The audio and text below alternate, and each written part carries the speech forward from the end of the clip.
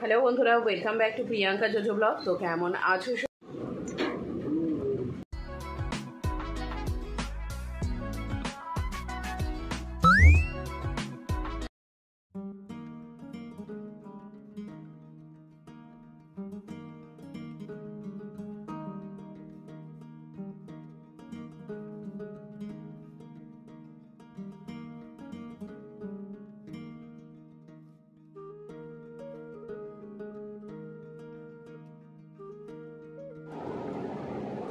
Hello বন্ধুরা, welcome back to Priyanka JoJo blog. তো কেমন আছো সবাই? আশা করি সবাই খুব ভালো আছো, আমিও ভালো আছি আর সবসময় ভালো থাকবে।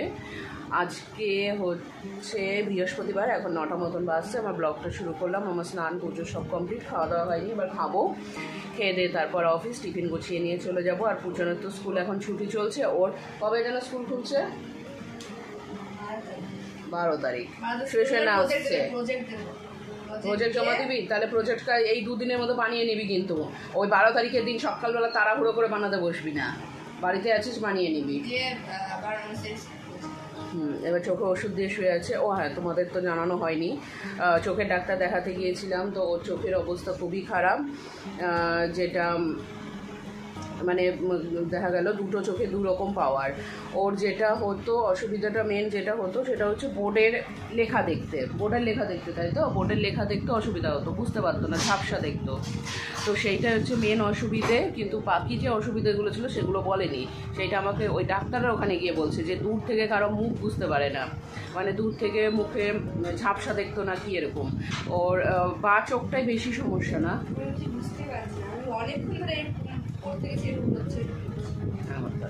ওইখানে চোখ পরীক্ষা টরীক্ষা সব করলো, করে দেখলো এবার দুটো চোখে দুরকম পাওয়ার আছে। এখন একটা ওষুধ দিয়েছে, ওষুধ দুটো ড্রপ দিয়েছে চোখের। এই ড্রপটা 7 দিন দিতে হবে, দিয়ে পরের মঙ্গলবার আবার দেখাতে যেতে হবে, তখন পাওয়ার দেবে, তারপরে চশমা বানানো। এবার আমি তো সেই দিন ডাক্তারের কাছে গেছি, ওখানে নাম লেখানো ছিল। তোমরা যারা বহরমপুরে তারা চেনো, সিপি প্যাটেল, সেখানে দেখিয়েছি। তো নাম লেখানো ছিল 25 নম্বরে। তো আমাকে 11:30 থেকে 12টার মধ্যে যেতে বলেছিল। তো গিয়েছি, গিয়ে তারপরে অনেকক্ষণ ওখানে সময় লাগছে, এবার অনেকক্ষণ ধরে দেখছে। দিয়ে তারপর ওখান থেকে ডাক্তার দেখিয়ে বেরোতে প্রায় 1টা। দিয়ে তারপর ওষুধটা আমি কিনতে গেছি। এইবার ওষুধ কিনতে গিয়ে আরেক সমস্যা। ওষুধের দোকানদার ওষুধের একটা নাম কিছুতেই বুঝতে পারছে না। এবার বললো যে নিচেরটা তো হয়ে যাবে, ওপরেরটা নাই। বলে ঠিক আছে, কিন্তু আমার তো দুটো ওষুধের ড্রপ দিতে হবে, 7 দিন দিতে হবে, তারপরে নিয়ে যেতে হবে ডাক্তারের কাছে। আমাদের এরিয়া আরও 2টো দোকান আছে। তো সেই 2টো দোকানে গেলাম, তারাও কেউ বুঝতে পারলো না, বলছে না এটা আমাদের নেই, এটা আমাদের আসবে না, যাই হোক।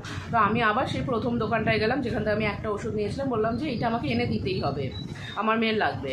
তো বলছে যে আমরা তো লেখাটাই বুঝতে পারছি না। তো এবার সমস্যা, লেখা বুঝতে না পারলে অসুবিধা হয়ে যাবে। দিয়ে সঙ্গে সঙ্গে আমি ওইখানে যেই নাম্বারে ফোন করে বুকিং করেছিলাম, ওই নাম্বারে ফোন করলাম যে এই ওষুধটা বুঝতে পারছে না কোনো দোকানদার, আপনার যদি কোনো হোয়াটসঅ্যাপ নাম্বার থাকে বলুন, আমি পাঠাচ্ছি প্রেসক্রিপশনের ছবি, আপনি দেখে বলুন। তো সেই মতন আমি প্রেসক্রিপশনের ছবি পাঠাই। তো ওনারা দেখে বলে, নামগুলো লিখে দেয়। তো তারপরে আমি 2টো প্যাকেটের ছবি পাঠিয়ে নিয়ে তখন বলে হ্যাঁ এটা ঠিক আছে, এটাই দিয়ে তারপরে ওষুধগুলো এখন চলছে। সারাদিনে 4 বার করে দিতে হবে। এখন স্কুলটা ছুটি আছে বলে একটু যা ভালো, তবু 12 তারিখ স্কুল খুলবে, আবার প্রজেক্ট জমা দেওয়া। এখন তো পরীক্ষার সময় জানো, নয়তো যদি সারাদিন স্কুল থাকতো তখন ওষুধটা দেওয়াটা খুব অসুবিধা হয়ে যেত। সারাদিনে হয়তো 2বার 3বারই দেওয়া যেত, কিন্তু এটা 4 বার দিতে বলেছে সারাদিনে, স্কুল ছুটি বলে একটু যা সুবিধে। তো একটা ড্রপ দেওয়া হয়েছে, এবার আমি আর একটা ড্রপ যেটা আছে সেটা আমি দিয়ে নিই।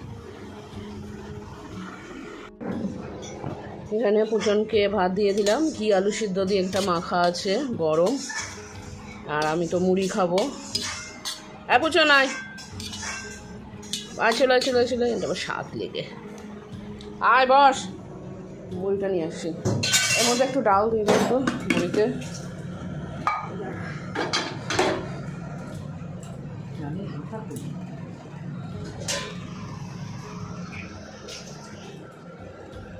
ডাল দিত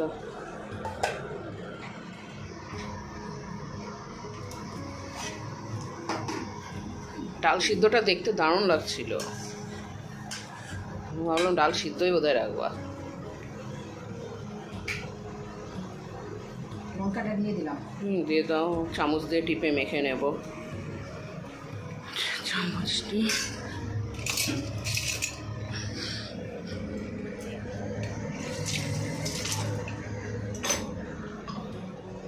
একটা লেবু টিপে দাও না এর মধ্যে।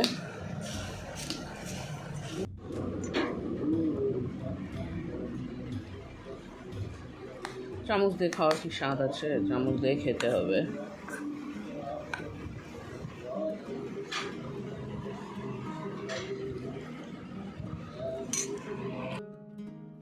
আমার খাওয়া দাওয়া কমপ্লিট, এবার আমি টিফিনটা গুছিয়ে নিলাম, পুচনেরও খাওয়া হয়ে গেছে। তো চলো তাহলে আজকের ব্লগটা এখানেই শেষ করছি। সবাই খুব ভালো থেকো, সুস্থ থেকো, দেখা হবে আগামীকাল আরও একটা নতুন ব্লগ নিয়ে। ততক্ষণের জন্য টাটা।